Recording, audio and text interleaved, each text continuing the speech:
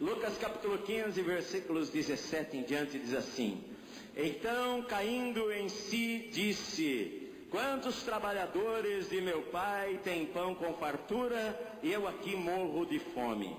Levantar-me-ei e irei ter com meu pai, e lhe direi: Pai, pequei contra o céu e diante de ti, já não sou digno de ser chamado teu filho, trata-me como um dos teus trabalhadores. E levantando-se, foi. Esta é uma das parábolas mais conhecidas da Bíblia, mas sempre Deus tem coisas novas para falar conosco. Porque é a história de um homem rico que o seu filho mais novo chega para ele e fala: Pai, eu acho que o Senhor está demorando demais para morrer. Eu quero os meus bens, eu quero a minha herança, eu quero a minha parte da herança. E então o pai, sendo bondoso, reparte entre os seus dois filhos os bens que ele tinha. E então o filho mais novo, pegando a sua parte, ele resolve partir para uma terra distante. E ali ele gasta tudo aquilo que ele tem, ele consome com tantas coisas. Se fosse hoje em dia, ele seria aquele jovem milionário que de repente se vê sozinho longe da casa do seu pai e da sua mãe para gastar o seu dinheiro do jeito que ele deseja. E então ele gasta com mulheres, ele gasta com bebidas, ele gasta com festas, ele gasta com tudo que ele podia gastar. Mas acontece que ele chega um momento na vida que ele percebe que o seu dinheiro acabou, e quando o dinheiro acaba, acabam os seus amigos também, as pessoas que o cercam vão embora, e ele fica sozinho, e agora ele precisa de um trabalho que ele não consegue, e ele então, um homem daquela terra, resolve dar um trabalho para ele, que para o judeu era uma coisa imunda, que seria cuidar de porcos, e ele então passa a ser guardador de porcos. E ele está com fome, a fome naquela terra, ele quer comer, não tem o que comer, ele quer comer aquela lavagem, aquele lixo que é jogado às vezes para os porcos comerem, mas ninguém lhe dá nada. A Bíblia diz que há caminhos que ao homem parece direito, mas que no final vai ser caminhos de morte. Há caminhos que ao homem parece que está tudo bem, a vida está boa, eu estou feliz, eu estou cercado de pessoas, mas ele está cego, ele não está enxergando o final, ele não está enxergando onde as coisas vão terminar. Até quando nós vamos caminhar sem perceber? Será que a fome precisa vir na terra? Será que os amigos precisam nos abandonar? Será que a necessidade precisa chegar?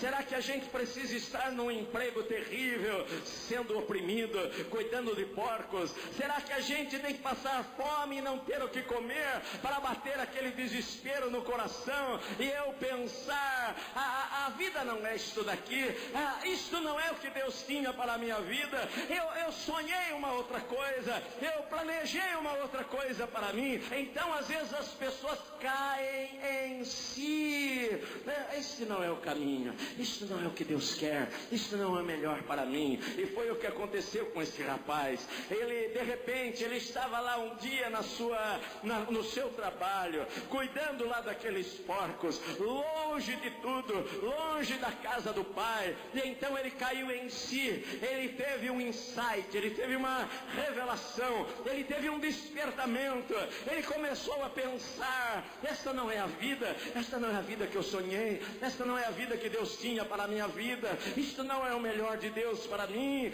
Sabe, meus amados, se nós queremos que uma reviravolta aconteça em nossa vida, nós precisamos de um despertamento, nós precisamos enxergar as coisas como Deus enxerga, nós precisamos ver que esses caminhos vão nos levar à tragédia, nós precisamos perceber que se eu não parar, eu não fizer nada na minha vida, o meu casamento casamento vai acabar. Eu preciso perceber antes da tragédia chegar. E Deus quer despertar, e Deus quer que você caia em si, e Deus quer que você reflita sobre a sua vida.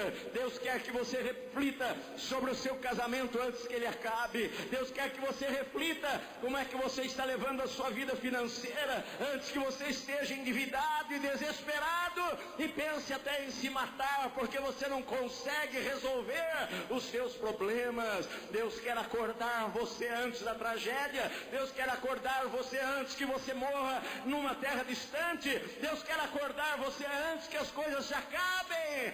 Sabe aquele momento em que nós somos despertados e somos honestos conosco mesmos? Sabe por que muitas vezes nós não somos honestos conosco?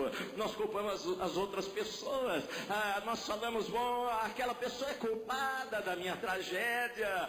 O meu pai foi culpado do que me aconteceu. A minha mãe foi culpada do que aconteceu. Pastora, minha esposa é culpada do que aconteceu. A Deus é culpado do que aconteceu. E nós não somos honestos em olharmos para nós mesmos. E este homem é honesto, esse rapaz, ele olha para si mesmo e ele fala: quantos trabalhadores do meu pai tem pão com fartura e eu aqui morro de fome? Quantos trabalhadores do meu pai têm comida e eu estou aqui morrendo? Eu já sei o que eu vou fazer. Eu vou para minha casa, eu vou falar para ele: pai, eu pequei contra os céus, eu pequei contra ti, eu não sou digno de ser chamado teu filho, me trata como um dos teus trabalhadores. Ele é honesto, ele não culpa o pai, ele não culpa Deus, ele não culpa ninguém. Ele é honesto em reconhecer a sua situação, ele é honesto em reconhecer: não sou eu que pequei, eu que errei, não é meu pai nem minha mãe, foi eu que pequei. Eu saí da casa do meu pai porque eu quis, eu fui iludido talvez por amigos, eu fui iludido talvez por pensar que eu poderia gozar a vida e que tudo iria dar certo na minha vida. Ele olhou para si mesmo e ele falou: eu vou voltar, eu vou falar: pai, eu pequei contra Deus, eu pequei contra você, eu não sou digno de ser chamado teu filho. Não vai haver cura enquanto você colocar a culpa na outra pessoa. Não vai haver cura enquanto você achar que não depende de você. Mas Deus ele quer despertar a nossa vida. Deus usa a pregação, Deus usa o pastor, Deus usa as circunstâncias, Deus usa pessoas para nos advertir, para falar para a gente, para tentar nos sacudir, para tentar nos acordar, para abrir os nossos olhos, para nós percebermos que nós estamos caminhando para a tragédia. Davi iria morrer. Davi iria morrer antes da época, porque ele adulterou e não confessou. Ele iria morrer. Aí o profeta Natã vem e fala para o rei Davi: rei, eu tenho que contar uma coisa para o senhor. E o rei falou: fala, homem de Deus. O profeta contou a seguinte história. Davi não sabia que não era uma história verdadeira. Era uma história, Davi não sabia o que era. Então o profeta começou a falar: olha, havia um homem muito rico, ele tinha muitas ovelhas, ele era milionário, os pastos estavam lotados de ovelhas saudáveis, e ele morava num palácio, mas do lado do seu palácio tinha um homem muito pobre, ele só tinha uma ovelhinha. Aquela ovelhinha era tão querida por ele. Aquela ovelhinha ele amava tanto, dormia na cama com ele, ele dava comida na boca para ela. Como ele amava aquele animal. Sabe, rei, só que um dia chegou uma visita importante na casa daquele homem rico, e aquele homem rico olhou para o seu rebanho e falou: eu não vou pegar nenhuma ovelha do meu rebanho. E aquele homem rico olhou por cima do muro e ele viu aquela ovelhinha naquela casa, e então ele foi lá e mandou alguém e roubou aquela ovelhinha daquele homem e matou aquela ovelha e serviu aquela ovelha naquele jantar, naquele dia. E quando o profeta estava contando essa história para o rei ficou irado. O rei se levantou e falou: que este homem seja digno de morte em fazer uma coisa assim. E então o profeta Natã falou para ele: Davi, você é o homem. Porque Deus te abençoou, porque Deus te deu tantas coisas, e você foi lá adulterar com a mulher daquele homem que só tinha aquela esposa, era tudo na vida dele. Você acabou com a vida daquela pessoa, você acabou com a vida daquele homem, daquela família. Você mandou matar aquele homem que era inocente. Você é o homem. Sabe por quê? Davi, ele conseguia entender a história. Davi, ele conseguia enxergar a gravidade na história, mas ele não conseguia enxergar a gravidade na sua própria vida. Porque às vezes é fácil nós enxergarmos as coisas da vida dos outros, mas os olhos estão tapados para nós enxergarmos a nossa própria vida. A nossa vida está caminhando para a tragédia, passo a passo. Cada vez nós estamos mais longe de Deus, cada vez nós nos aproximamos da morte, cada dia que passa, o nosso casamento está piorando, e nós estamos lá minimizando, falando, não vai acabar em nada, uma hora vamos acertar, uma hora as coisas vão dar certo, e Deus está falando conosco. O Espírito Santo, ele está lá tentando convencer e abrir os nossos olhos, mas você sabe que o orgulho luta contra a nossa vida. O Espírito Santo tenta abrir os nossos olhos, e o orgulho, ele tenta fazer de tudo para que a gente continue com os olhos fechados. Nós não queremos dar o braço a torcer, nós não queremos falar sim, eu pequei, nós não queremos falar eu estou errado, e assim a vida vai passando, e o orgulho vai nos cegando, e assim nós não somos abençoados, e assim a nossa vida não é curada, e assim nós não somos transformados, e assim a tragédia chega numa terra distante. Enquanto a gente não é sincero, enquanto a gente não é honesto conosco mesmos. Porque você pode ser honesto com os outros, mas não ser honesto com você. Enquanto eu não sou honesto comigo, enquanto eu não reconheço a minha própria vida, Deus não tem como me curar, Deus não tem como agir. A Bíblia fala que este homem caiu em si e falou: eu aqui morro de fome, estou morrendo de fome. Ele é honesto, e então ele faz o que, ele dá o passo que vai mudar a história da sua vida. Ele se levantou e foi. É difícil levantar e ir, é difícil, sabe por quê? Porque um monte de coisas luta contra nós para nós não darmos passos. O orgulho luta contra a nossa vida, as desculpas, eu não posso, eu não consigo, a estrada é longa, eu não tenho comida para levar no caminho, como é que eu vou chegar na casa do meu pai nessa situação? Eu não tenho roupa nova, as minhas roupas estão rasgadas, cheirando a porcos, eu estou fedendo do meu cabelo está desgrenhado, eu não vou, como é que eu vou chegar na casa do meu pai numa situação assim?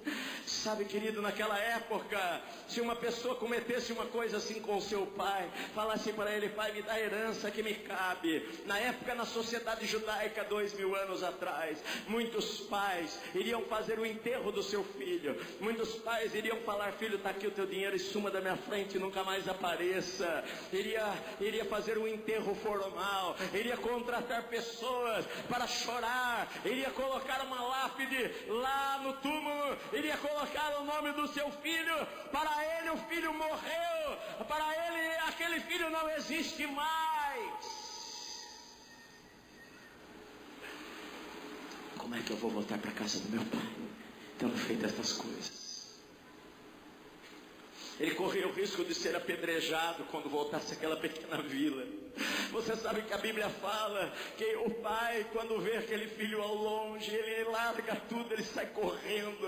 Ele sai correndo, sabe por que o pai corre? O pai corre porque o filho corria risco de vida. Poderia ser apedrejado no caminho antes de chegar em sua casa. Aquele filho causou uma vergonha tão grande à família. Aquele filho envergonhou a família.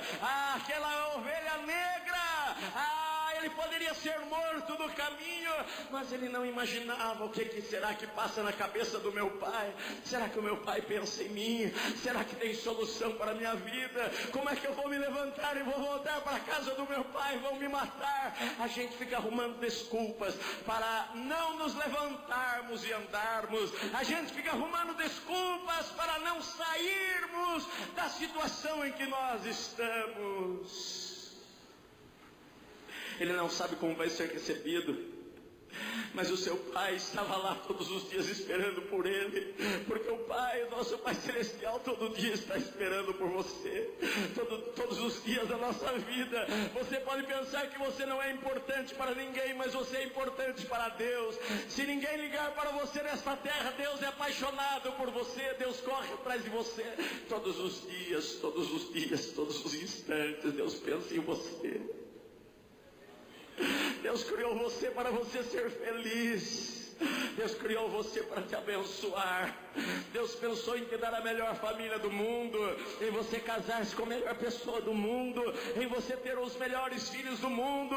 Esse era o plano de Deus, a vontade do Senhor para a sua vida. Às vezes a gente foge, às vezes a gente quer ir para uma terra distante.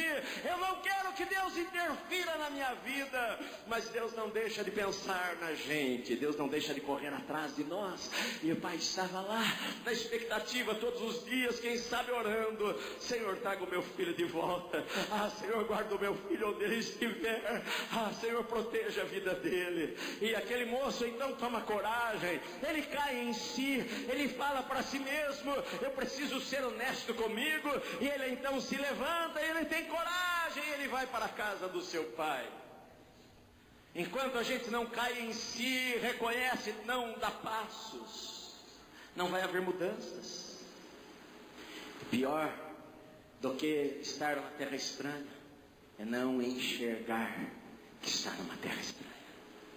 Hoje é dia de mudança, hoje é dia de decisão, hoje é dia de acertar as coisas, hoje é dia de dar meia volta, hoje é dia de cair em si, hoje é o dia de falar para mim mesmo, hoje é o dia de arrumar a minha mala e pegar a estrada para voltar a fazer o que é certo, hoje é o dia de eu acertar as coisas, hoje é o dia de eu pedir perdão, hoje é o dia de eu resolver os problemas da minha casa. Eu não posso deixar para amanhã, porque eu não sei o que vai acontecer no dia de amanhã.